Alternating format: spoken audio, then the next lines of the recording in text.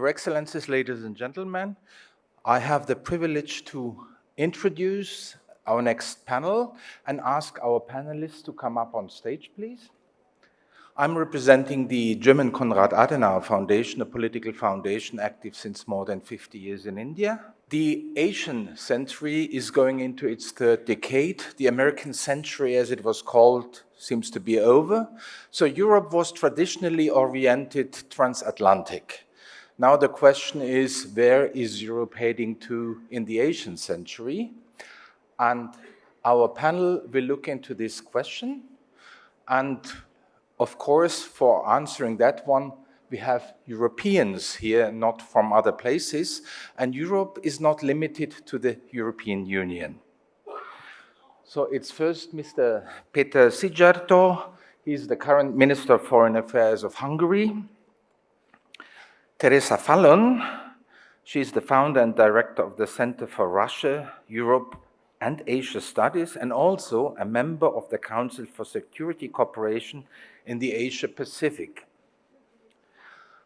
Mrs. Marina Kaljurand, currently a member of the European Parliament from Estonia. In Estonia, she was also foreign minister some time ago and ambassador to several countries for Estonia.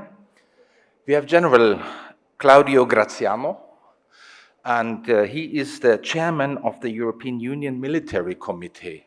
Now, some might ask, the European Union doesn't have an army, but it does have military operations, and using the force of their national armies, and of course there needs to be a coordination and something, but that can be explained better by Mr. Graziano. We have Hans Thomas Paulsen, a member of the executive board of the German Körber Stiftung, Stiftung standing for foundation, and it's the largest, one of the largest German philanthropic foundations in there. The session will be chaired by Ali Aslan. In case some of you think he looks familiar to you, then very likely you have been either watching CNN, ABC, Deutsche Welle, or some other TV stations where you would find him regularly. I'll hand over to you, Mr. Aslan. Right, thank you. Thank you so much, Peter Rimmele, for these very kind introductions. Thank you. Please give him a hand.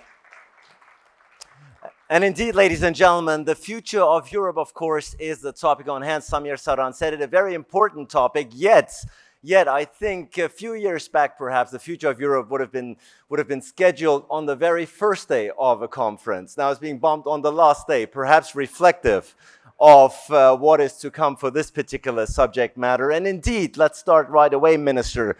Many of the topics that we have discussed throughout the previous 2 days, whether it's the US-Iran conflict, whether it's Libya, it's Syria, all these issues here in South Asia, of course, it used to be a given that the European voice, that the European influence was heard and felt. Bit different story these days, isn't it? Well, actually, good afternoon to all of you. I have to agree with you, unfortunately, that the European Union has lost a lot of power or leverage when it comes to global issues. If I look at the recent years, I can hardly name one big thing where the European Union could have played an important role, an initial role, a successful role, with one exception, to be honest. And that one exception was the JCPOA itself, which is now far away from and further away of being implemented entirely, unfortunately. But a part of JCPOA, I cannot name any big international, let's say, issue where we could have played an important role, unfortunately. But, you know, it has a reason. It didn't come out of scratch. Of course, European Union is faced with historic challenges. That's not a secret. We have real questions ahead of us, like what kind of impact Brexit will have on the European Union, how we should deal with our relationship regarding Russia, how we should deal with the Eurasian Union, how it comes that the Western European countries always criticize China, but under the surface they make enormous businesses with China, the same with Russia, by the way, how it comes migration and all this kind of stuff. And it's obvious that if you are faced with such kind of questions and you are 28 or 27 sovereign countries, then you have debates. So, but I don't think that the fact that we have debates within the European Union would be a problem or would be bad news. The bad news is that these debates are not based on common sense, they are not based on mutual respect, but they go very quickly very emotional and end up in judging and stigmatizing each other. And this is something what is not helpful, because immediately after a debate goes emotional, you basically lose the hope to have a common sense-based conclusion. So unfortunately, you were right at the beginning, and we hope that the European Union will regain strength in the future, but until getting there, we will have some debates for sure in Brussels. Hungarian Foreign Minister is saying he can't remember a single issue in this previous year where the European Union on the international level has had a major impact. Marina Kaljurand, you are, of course, an Estonian member of the European Parliament. Would you challenge that assertion? Would you challenge that notion? I would expect you to. Yes, thank you. And as it was also said, I'm a recovering foreign minister, and now I'm a parliamentarian, which I think gives me a pretty good picture what has happened in Europe from the perspective of the governments and from the European Parliament. And I disagree with Peter. And it's not the first time. We were together foreign ministers at the same time. But we still like each other. And we like each other. And I visited recently Hungary, which is a very close country historically to my country. But yes, we have heated discussions. Yes, I remember when we had the first discussions on migration, and I was defending Hungary, because I don't think that at the very beginning, 2015, we were fair towards the countries who were the border countries and who were under the fire of migration. But then the tensions, then the emotions come down, and we can discuss things. And that's the benefit of having common foreign and security policy, that we might say different things back at home. When I was a foreign minister, I was frightened when I read the statements made by other foreign ministers in their capitals. But then we come together to Brussels. We fight, we discuss, and we have common approaches. And that's a huge benefit, whether it's our common approach towards Russia. As Peter mentioned, we were having fights 2015, we agreed. Whether it's common approach to other things, we have them.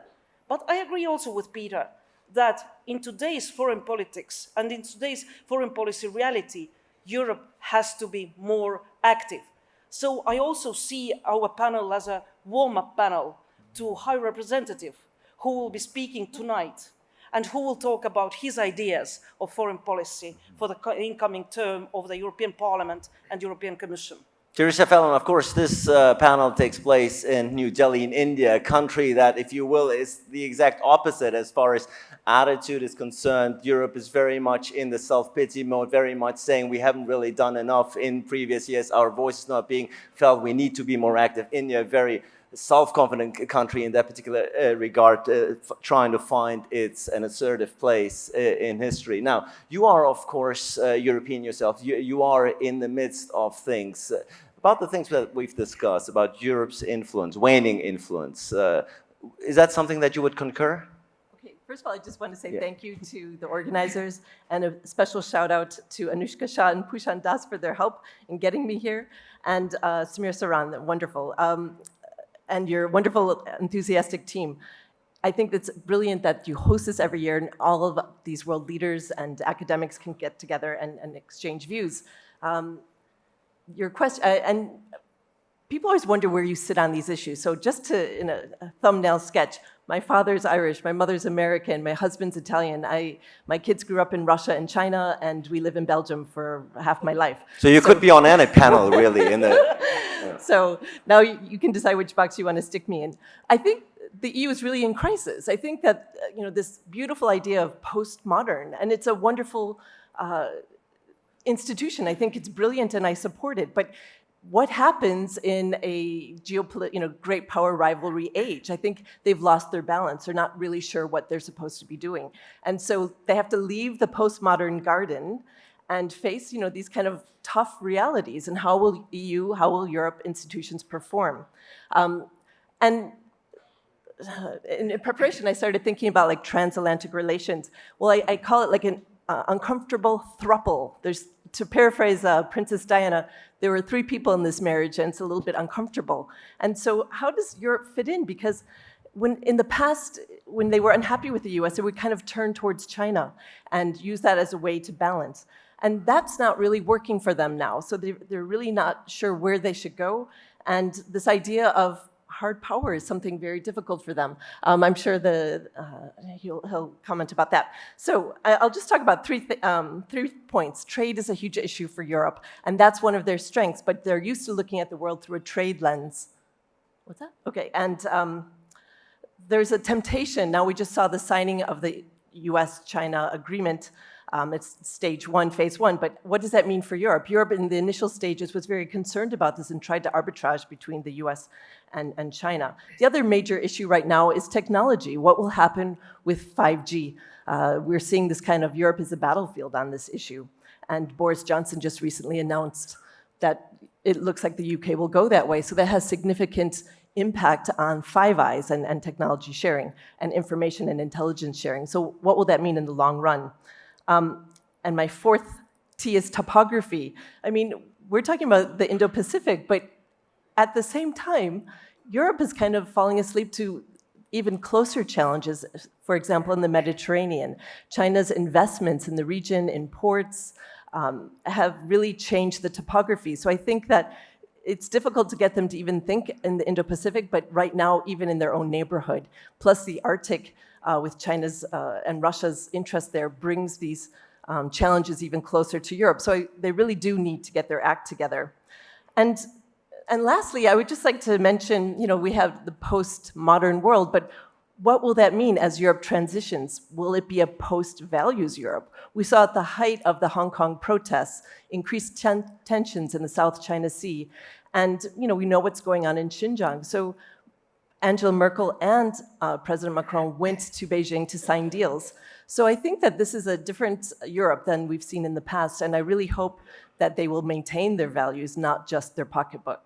And you mentioned Angela Merkel, Thomas Paulsen. I want to bring you in here, of course, a member of the executive board of the Germany-based Kerber Foundation. A lot of people, when they talk about Europe, are bemoaning the fact that there's a lack of political leadership. And oftentimes, Germany is being looked upon to take over that helm, to lead the European Union. But of course, the country in and of itself, there's a very active discussion about that, about how to take on this leadership role if, and so on and so forth. Give us a sense of, where do you see this political leadership being lacking and whether or not Germany can actually fill that role?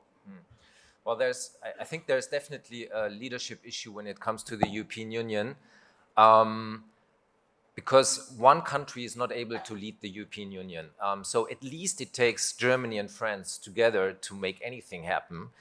And in that regard, I think we have seen that Germany and France, when it comes to substance about how the European Union should look like and where we should integrate more than we have right now, are not on the same page in many ways. For Germany, Germany is the power in the middle of Europe. And I think for Germany, it is the vital interest that Europe sticks together. The European Union does not fall apart.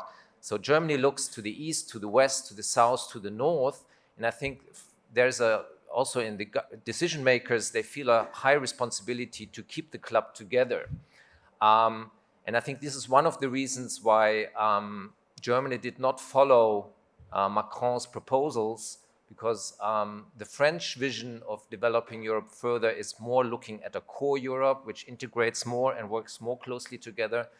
And I think, so it's a different vision. And if Germany would, it's hard to imagine that Germany would start to lead with a very ambitious proposal, because the question is, where would it lead to? Because there's always the risk and the danger that we would lose some countries, no matter what direction we take. So in a way, it's a paradox. Germany is maybe the most powerful country in Europe, at least from looking outside. That's what everybody tells us. But at the same time, it is severely restricted. It's a little bit like the Gulliver, in the story by Jonathan Swift. And speaking, of course, Germany in that particular regard, Angela Merkel has taken the helm and called and initiated the Libya conference, of course, upcoming in Berlin. General, you have listened very carefully to your four speakers about the role of Europe, about its standing. I want to get your take. I want to get your take about what you think. I listened very carefully. I have to say that that paved the way to what I had in mind, because we spoke about the need to be more active, the need to ensure influence, the need in reality to have a stronger Europe, to be more influential. And the current crisis that we are facing, the Catholic maybe could have been expected, are just reaffirming the need to have also a stronger Europe in the arena of security and defense. It was envisaged with the global strategy in 2016, when a pillar was the strategic autonomy. At that time, we were probably thinking about the new threats that are coming, basically what we call from the south, that we say the triangle, that are terrorism, illegal migration, failing states, and generate organized crimes that affect the security of Europe, but not only of Europe, of the wider sense of Europe, and require Europe to be able to act autonomously if it is needed, because strategic autonomy does not mean that we want to be autonomous by somebody, but to act alone if necessary, with partner, better when it's possible, alone when necessary. But to be able to act autonomously, to reach the strategic autonomy and the objective of the global strategy, we need to speak with a single voice. Now, at the institutional level, we are in a positive moment because we have established the global strategy, the strategic autonomy, tools to implement the strategic autonomy, PESCO, European Defence Funds, concept like, let's say, an operational command that is MPCC. We have operation and mission. But at this point, there is a problem, not the problem, but there is the member states, the will of the member state to be actively engaged and to find a way to speak with the single voice in order to face the major crisis, at least a single voice on the most sensible issues. And I think that one is very important. It's very important in this place, in this important gathering, that explain also the importance for Europe to have a strategic partnership, not only Europe, is important here to disseminate what I think is, what is in the word of the High Representative, that is the sense of urgency. There is no further time. We have not to waste opportunity and chances. Europe must find the single voice. And the strategic autonomy means also that we have an autonomous space where we have to work. We are extremely connected and in cooperation with NATO. But at the moment, NATO is more focusing on the collective defense. At this point, this autonomous space is in crisis management and particularly in capacity building. Capacity building means helping the countries in difficulties to build the security apparatus, but also providing economic support, political support, and that is the integrated approach of European Union. But they require also a military dimension, as I said, a military dimension, also a military commitment by European Union and by the European Union states in order to face crises like the one in Libya. And many times Europe was able to find a single voice, it was said. I was present in some of these cases. For example, when EUNAVFOR Med, that is now called Sophia, was established in Central Mediterranean to disrupt the net of migrants and to enforce the embargo. In this moment, probably the mission has to be revitalized, and the member state has to find this agreement because there is no way, and from what I heard, there is a global requirement to Europe to act as a global provider, as a global partner, in order also because if you want its neutrality, the will to act according to United Nations Charter, the will to act with partners around the world. But the threats are here. And if you start from Mediterranean to Red Sea, to the Gulf of Hormuz, to the Indian Sea, to the road of drugs, to the problem of piracy, to the problems of illegal trafficking, all this net requires this ability to act. Right, and the minister, of course, the strategic autonomy is a very important subject matter that the general brings up. It used to be that the bedrock of European security was always the transatlantic partnership. Now we have to face certain realities in the 21st century. President Donald Trump, of course, has made it known many times that he does not particularly see Europe as a partner, but rather as a rival in many regards. The transatlantic partnership, he does not place as much emphasis and value on as his predecessors. How to solve this dilemma? Look, I have a different approach when it comes to President Trump than the European mainstream. Because I think that Europe should not act as a teacher of the world, and we should not necessarily express our opinion about decisions of other countries and other nations about their own destiny. So I definitely disliked the hysteria which was created in Europe after President Trump was elected.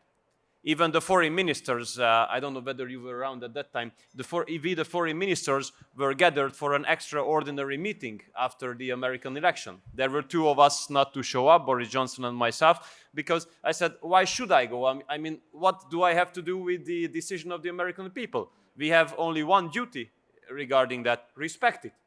And then work together with the president who is elected by the Americans, because it's not us Europeans to elect the President of the United States, as we Hungarians usually ask everybody to stay away from our domestic issues. We should do it with the others as well. So I think that the hysteria created in Europe by mainstream media and some mainstream politicians after President Trump was elected was not helpful. This is number one.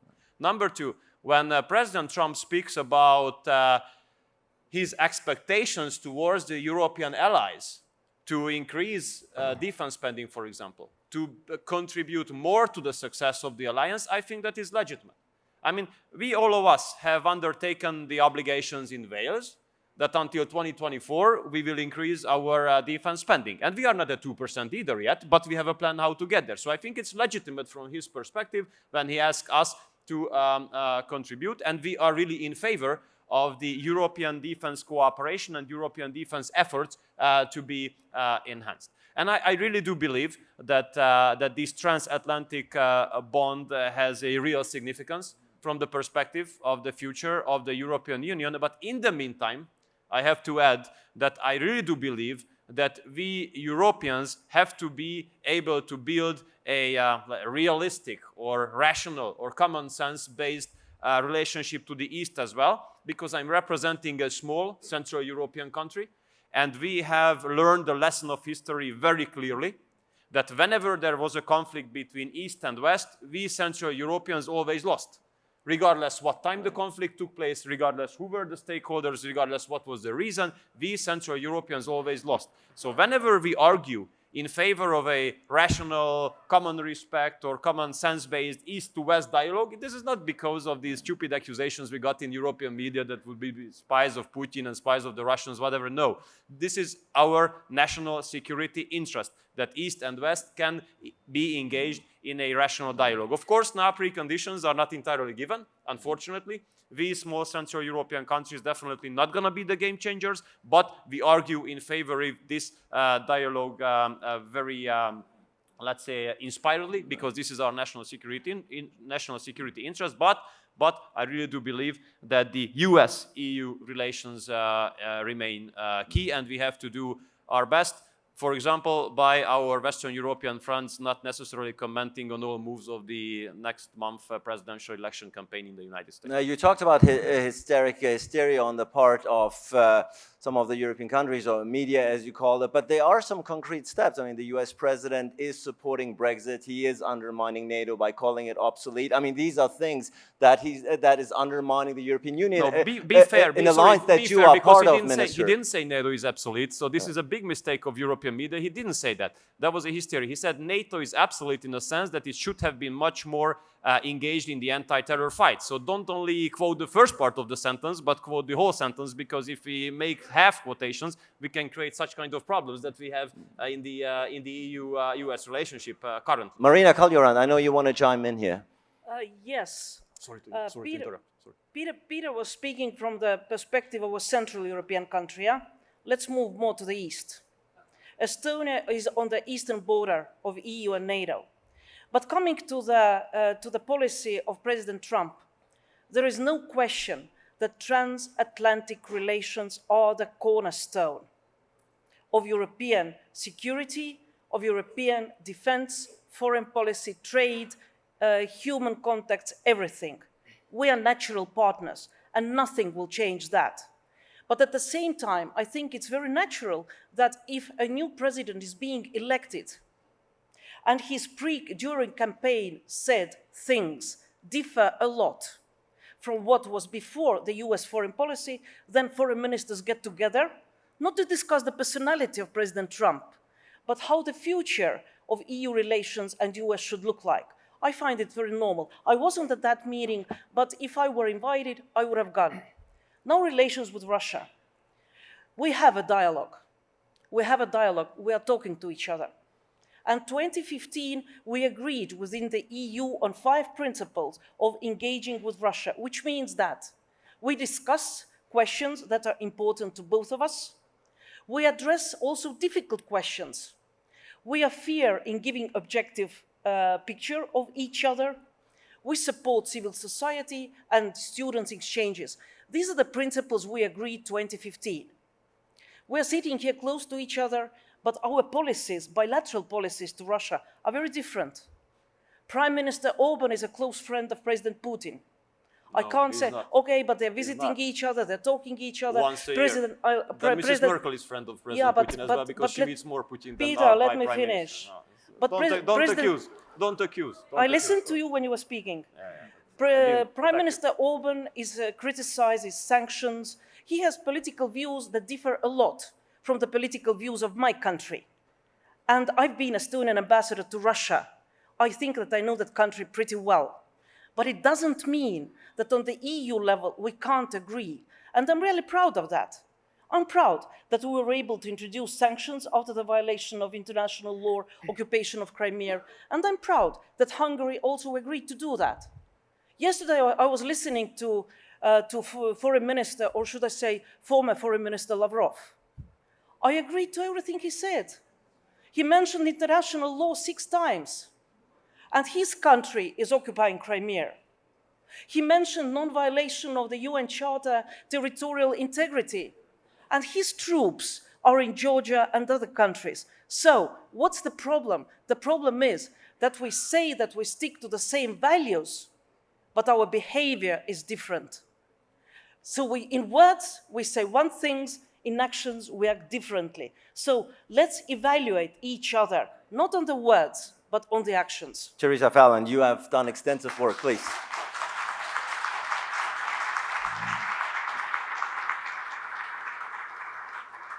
Europe's relationships with Russia is, of course, one of the cornerstones of the work that you do as the director of the Center for Russia-Europe-Asia Studies. Give us your take. I just want to pick up on a couple of points there. I know Donald Trump in many quarters in Europe is unpopular, but at the end of the day, you really have to look at what he does, not just what he says. And the relations in the transatlantic relationship, actually the US is spending more money and has more boots on the ground than it did previously in Europe. So I think he has a legitimate gripe. European countries need to meet what they promised to pay at the Warsaw, the 2%. So right now I think it's 1.51% is the average. More countries are paying, but I think since the announcement of the pivot to Asia, the US expects Europe to carry their responsibilities. It's a long alliance, 70 years. I think the US has shown and proven that they really do care about Europe. They've poured a lot of treasure and blood in this region. And I think that it's time for Europeans to step up. And even anyone I speak to from Europe will agree it's difficult for them to say that Donald Trump is right. And the difference is that various presidents have always asked Europe to step up, but Donald Trump is different. This time he's asking and saying that there will be consequences. So I think that makes a lot of them uncomfortable. So you're saying focus on the deeds, not the tweets? Yes. Is that what you're saying? And actually, he's even becoming very innovative and creative. He talked about NATO Middle East. So he's trying to even perhaps expand it. So President Macron called it brain dead. So Donald Trump is actually seeing more uses possibly for it. So we'll see what happens. And I think Donald Trump, out of the 3 wives he's had, he really likes Europe. 2 of them are from Central and Eastern Europe. So I think he should be very pro-Europe. In regard to Russia, it's quite, the new mantra of this commission is we will be geopolitical. So for all these years, as a postmodern structure, the mantra was, we don't do geopolitics. So that made life very easy for Europeans, because if you only have to look at the world through an economic lens, it's far easier to do things. You can sell weapons to anybody, deals are easier. But now they have to think geopolitically. And it's difficult for some bureaucrats to grow geopolitical muscle overnight. So I think that that's a challenge for them. For example, if you go to the Chinese mission in Brussels, there is a picture of a European official receiving a big medal from the Chinese ambassador, thanking him for all the technology he transferred to them. So I think that we have to start thinking about the implications of their actions. So there's been this kind of idea of put by the Germans and the French to kind of reconnect with Russia because of what they perceive as Donald Trump and the rise of China. So the idea is to pull Russia closer into the European orbit. Now, I'm sure some countries like Estonia, they don't like seeing this type of reset. And with yesterday's announcement, of course, when you're on a panel, then you're thinking, oh no, what have you done now? President Putin's announcement that he wants to change the constitution. There's a lot of speculation what this means. He'll be around, for a very, very long time, I imagine. And he's getting the population ready for him to stay in power post-2024. What this will mean for Europe, since Macron and Merkel both kind of want to have a reset with Russia, I think that this might have implications, because if he's kind of president for life, it really shows that democracy is kind of a scam there. It's not going to be very effective. So that's it. Thomas Pausen, and then I want to bring in the general. Go right ahead, Thomas. I just want to make 3 points. First is when we hear the term strategic autonomy for Europe, it sounds a little bit hollow to me when you look at the fact that after Brexit, 80% of NATO defense spending will be done by non-EU members. So there's a long way to go until there will be strategic autonomy in terms of security and defense. Second, I completely agree with Teresa that with regard to President Trump, you have to make a difference between his tweets and his rhetoric and the real policy on the ground. I think the US has demonstrated in the last years that they are pretty steadfast when it comes to the defense of Europe. They even have increased their commitment very concretely. And third, I don't think the German chancellor or the German political establishment is naive when it comes to Russia. I think there's a very realistic picture. The very fact that the sanctions are still in place is due to the very strong German commitment to organize these sanctions and to stick to these sanctions. And whether there will be really a reset in our relations with Russia, I think is very much dependent also on the behavior of Russia. General, I'm coming to you in a second, but the minister, you wanted to squeeze in one sentence. Yeah, actually, one sentence. It's strange that when the French, German, and Austrian leadership meets President Putin on a very regular basis, no one says anything. And when a leader of a small Central European country meets the Russian president once a year, then it's being bashed as the best friend and the spy of Putin. That's too much. On the other hand, when it comes to actions and words, let's see the reality. Look at the trade figures. Trade between Germany and Russia has increased by 56% last year. Trade between France and Russia has increased by 40% last year. Trade between Italy and Russia has increased by 37% last year. These are the three continental G7 countries. Then what are we speaking about? Hungary has lost $8.5 billion of export opportunities since the sanctions have been in place, while the Germans, the French, the Italians have increased their trade like this. And there's a pipeline being built between Germany and Russia. So it's very easy to bash the small Central European countries, but then let's leave hypocrisy, political correctness, and double standards behind. And then maybe our discussions would make more sense. General, a lot of the heavy topics we've been talking about here, you know, transatlantic relations, Europe's relations with Russia, all of these topics would warrant a panel in and of itself, and we still wouldn't be done in an hour. I want to get your take, though. I want to get your take on these issues. I want, in this case, reiterate the complementarity between the European Union and NATO. Actually, the European Union for defense, if you want, the idea of the founders was a European pillar of NATO.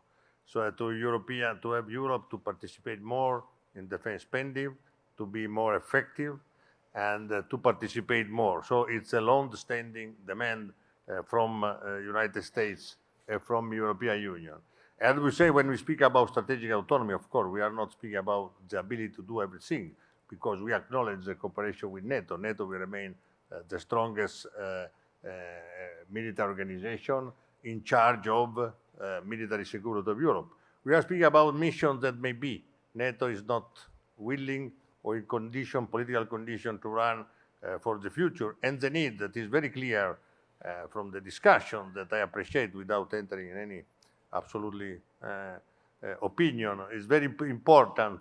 We have to match sensibility and different opinion from different parts of Europe, from north to south, to east to west, to find a common answer on the broader issue. The defense of Europe is, of course, one thing. The security of Europe, relation with the main countries, another issue. The issue we are dealing with that is important for us is the connection between the internal security of Europe and the advanced defense and the external security of Europe to protect European citizens and to spread peace and security.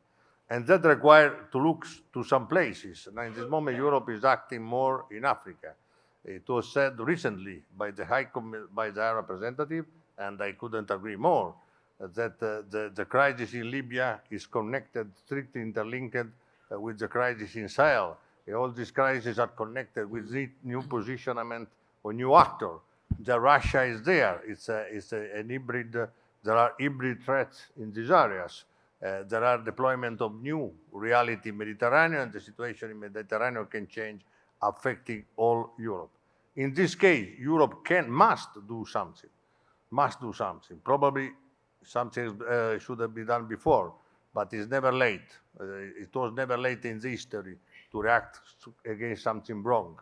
From 2016 to now, with the global strategy, something has been done. Okay, a lot of things remain to be done, and the international organization, after many years, all the international organizations do have problems in finding agreements. After Unified Protector in Libya in 2011, it was always difficult to find an approved resolution from the Security Council. The same NATO is not operating any longer in a crisis response operation, but still is very important. We have to act as European with a common voice, with the level of ambition that is decided by the member states, of course, matching the level of ambition decided at the political level.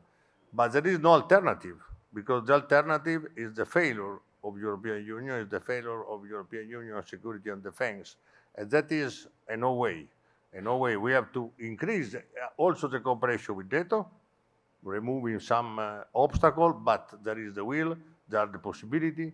There is an activity that is very well connected because it's a dual-use activity. We call it military mobility, that's about the mobility in European Union, and that is in cooperation with NATO. That is a good example. And again, there are missions like Atalanta, anti-piracy, that is European Union, but is run by partners. These are examples, but it's very important because the member state, the European member state, has to understand, as I said before, the moment and the urgency to act, because there are risks that are really at the door. We have to act. Europe still has to act with, speak with one voice. There's no alternative to it, says General Graziano. Marina Cagliorant, used to be, in all fairness, that Europe probably didn't play a big role in terms of hard power for many years now, but it always had soft power in the sense that its values were looked upon and admired all around the world. Freedom of speech, human rights, and so on and so forth. Now we look at Europe and we do see a rise of illiberal democracies. We see a rise of populist parties and countries throughout the continent. Now we're even losing on that front. Now even Europe has lost credibility, if you will, on that front. How do we stop that from happening, this rise of populism that we see throughout this continent? Yeah, it's a difficult question. I agree with you that Europe today is different than it was 4 or 5 years ago. Yes, we see populist movements, we see extreme rightist movements. Has it changed Europe already? I don't think so. Now I'm looking from the perspective of the European Parliament. Although before the elections there were predictions that the Parliament will become much more nationalist, much more right extreme, much more populist, then yes, I agree. Those forces are more represented today in the European Parliament. But at the same time, European people, a majority of them, supported progressive Europe. So yes, we have to be very honest about what's happening in our countries, and pretty soon we will have the evaluation of the rule of law situation, not only in Hungary and Poland, what we have been discussing recently, but the evaluation will concern all European countries. So I think we have to be open, we have to be frank, that we are not happy with everything happening in the Europe today. If I may just very quickly. Of course. I didn't say before, Estonia is a NATO ally, yeah? We are committed to 2% of GDP to defense expenditure. And we did it much, much before Donald Trump started raising it. We did it during Obama administration because we think that is the right thing to do. And if President Trump raises the question of 2%, always supported that. Not because it's his position, but as I said, it is the right thing to do. And I really do hope that Hungary will also soon come to the 2% of the GDP for defense expenditure. Now, refocusing, reset of relations with Russia. Of course, we have to look at the foreign relations from all aspects. Of course, we have discussed. Our recent strategy towards Russia was adopted in 2015. We have to do that, but we should not forget what has brought us to today's situation, to today's cold relations with Russia. It was Crimea, it was Eastern Ukraine. So I see the appetite for restart. But when restarting, let's have an honest view at where we stand. And let's not interpret small steps taken by Russia as a change of policy. Let's see the change in policy and then start discussing reset of the policies. And Peter, to be fair to you, I just looked up in a press conference after meeting President Putin. Your prime minister said that you are gaining a lot from trade with Russia, that your trade was 8 billion and it exceeds the level of the trade when the sanctions were introduced. That's what we are trying. No, he said it happened. That's what we are he trying, said yes. what happened. The power of so Google. If you say the first half of the sentence, say the second half of the sentence. I know the figures because I'm directly attached to that.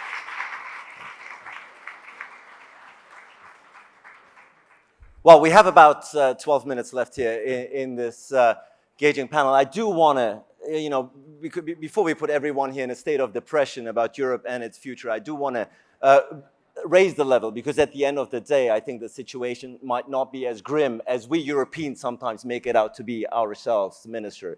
If you look at, this is the 21st century, we are in India, as I said, a very self-confident country, the US, China, all these countries are positioning themselves. Europe, no country alone, of course, as Thomas Paulsen said, including Germany, of course, can go it alone. Europe, only as an entity, can still play a decisive role in international affairs, even in the light of the upcoming Brexit. How does Europe become, or rather stay relevant in the 21st century? Look, we're going to have debates in the upcoming months and years for sure. I think it's obvious that when two foreign ministers or former foreign minister and foreign minister sit on one stage. They cannot go away without a debate. It's obvious because we have tremendous challenges ahead of us. And I'm pretty sure that if we are not able to carry out these debates on the basis of mutual respect towards each other, then European Union will lose further weight and role in international politics. Where do you see that lack of respect amongst one another? Concrete example. Like when we, Marina has mentioned, when we speak about Poland and Hungary, it's obvious that two countries of ours and some other Central Europeans are under political attack for the recent years. We have to understand that there might be different positions. And one thing must be done. This is the respect of the will of the people.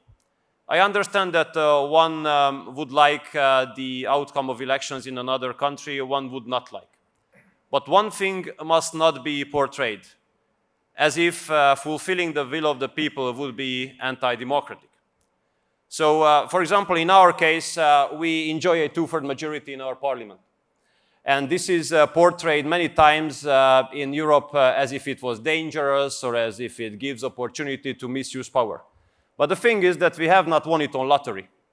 We have won it on free and fair and democratic elections, where the ruling party won the third continuous election with a huge record support under record turnout. And portraying this as dangerous or portraying this as bad, now this is anti-democratic.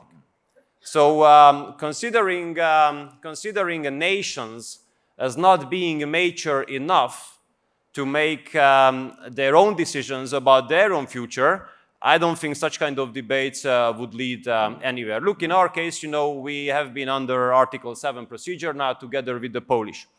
2 years ago or 1.5 years ago, during elections, people could make a decision about the future of the country after us spending 8 years in office. Now everybody knows if you are for 8 years in office, you cannot hide anything. People, and we are not that kind either. People know about your plans, about your past, your future, everything. And if you get a record support, alone more votes than everybody else together running on that election, I think that should be respected. And we should not consider the nations of each other as not mature enough. We Hungarians have always been freedom fighters. We had to fight for our freedom. We just gained it back in 1990 after getting rid of the communist dictatorship. So if anybody, if there's a nation which would never allow its officials and government to violate their own rights, then it is the Hungarians. So this is what I mean when I speak about mutual respect. So instead of, singling out each other, we should occupy common positions and strengthen the European Union for the future. And we have to understand that the European Union can only be strong if the member states are themselves strong. This is our position. Teresa Fallon, Europe's future. Well, I just want to follow up on Peter's comments. Google is fantastic because, you talk about Europe speaking with one voice, but in effect, especially in regard to China, it is impossible to speak with one voice. It's deeply fractured, and Hungary is one of the main reasons for that. So Europe is effectively neutralized, and we see, and this means a lot for India, because in the 2016 arbitral tribunal decision, the three countries that watered down the statement when the EU should have supported rule of law and international norms, instead they just, after the arbitral tribunal decision was made in regard to Philippines versus China and the 9-line issue, Hungary, which is only the 11th country, is China for investment there. So I don't really understand why when Germany, 30% of your investments come from Germany. If you combine all the other European member states, it's about 60%. So you get all this money from EU, and yet you side with China. It doesn't make any sense. So you actually splinter and make Europe much weaker. And this is a sad comment, because also Hungary prevents them from making human rights statements. They're acting as a blocking power within the EU. And I don't see what you're getting for it, because China's not really giving you even that much money. Now I understand it's becoming a forum about Hungary and the Hungarian foreign policy, but I like it because at least you speak about that. But briefly, because this is indeed not Hungary on trial here. We're talking about the future of Europe, and we have 5 minutes left. We wouldn't be able to resolve this case anyway. 6 minutes, one sentence, Minister. Yeah, of course. Please. I mean, of course, but it was not me to start this. No, I understand, but if we open this vault, then we'll be here until tomorrow, and Google and the networking and internet connection will dig up some more information, and we'll be here. If we speak about necessity of fairness and democracy, very and freedom quickly of speech, then I think that there must be Minister, one sentence. Those listened to who are accused. So, you know, I understand this Western European position portraying Central Europeans as being breakers of unity. But the thing is that if you look at the trade between the 11 Central European EU member states and China, that's 9.9% of EU-China trade. And you don't need to be a rocket scientist to understand that the 90.9% of EU-China trade is being managed between the Western European countries and China. And you know, when you speak about Huawei, yes, you know, Huawei is building 5G infrastructure in Hungary. And do you know who contracted them to do so? Tell me. Vodafone. And it's a British company. And do you know who is willing to do so? This is Deutsche Telekom, which is a German company. So, you know, portraying us Central Europeans, and yes, Teresa, please don't Google that. We don't like. Don't Google that.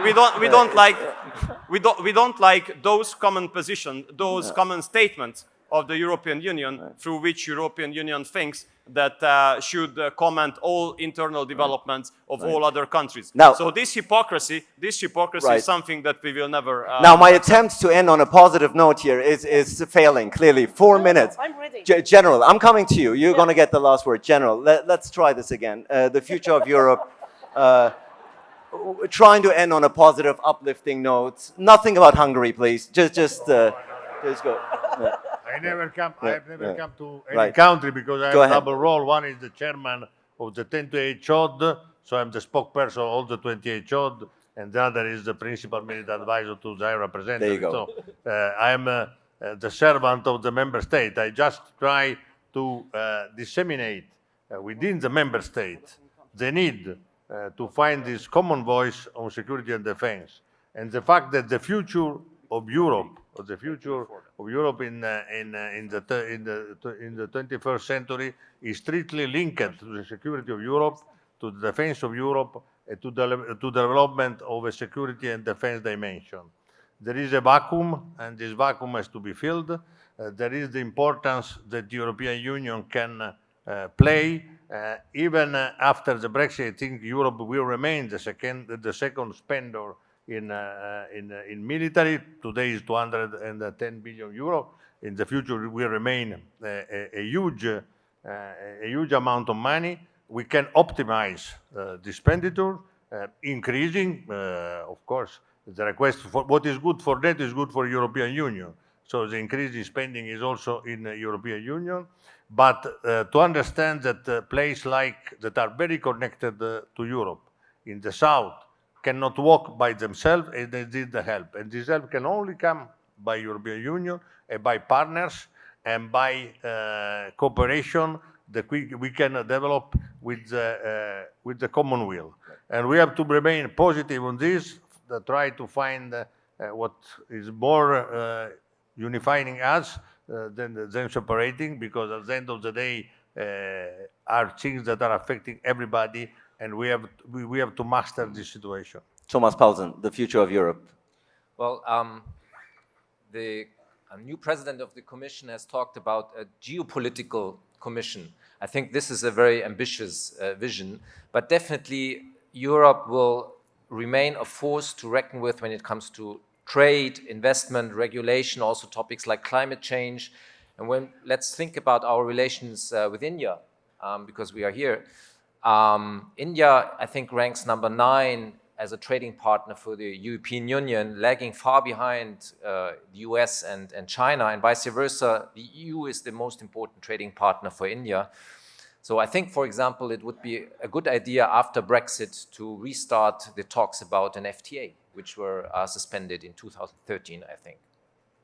Thank you so much. Teresa, you're looking at me, you're looking at your screen. What is up? I just want, because I know Peter and I don't want to, it's a good sign that the Europeans, like any family, they have their squabbles, but at the end of the day, they understand the value of the European Union, and they don't want to be irrelevant in this period of great power competition. They really do need to pull together and carry their weight, recommit themselves to the values that they pledge to hold. And since we are in India, I want to end on a very positive note. I think, in addition to the FTA negotiations, the EU could include IT and cybersecurity, given India's large numbers of specialists and EU companies active also in the 5G, etc. And finally, to conclude, the EU was built on the ashes of war. We would never be able to build it today.